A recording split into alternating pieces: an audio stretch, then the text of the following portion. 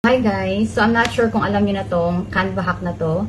So gagawin yung one color. Like for example, this logo, gagawin niyo siyang one color, same as this one.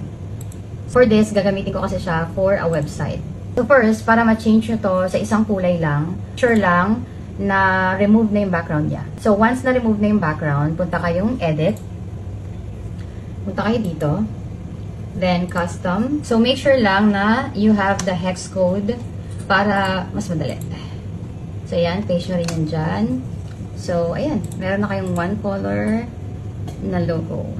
So, ang gagawin nyo na lang para ma-apply siya sa lahat ng logo na to is right-click kayo, then copy style. Then, punta kayo dito sa next na logo. Then, click nyo yan. So, ayan. Nag-change na siya. So, again, copy style.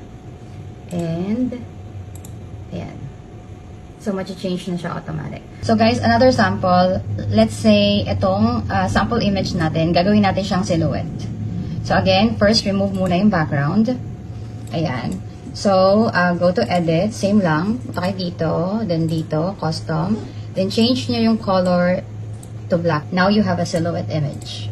So, yun lang, guys. Na-share ko lang. Bye!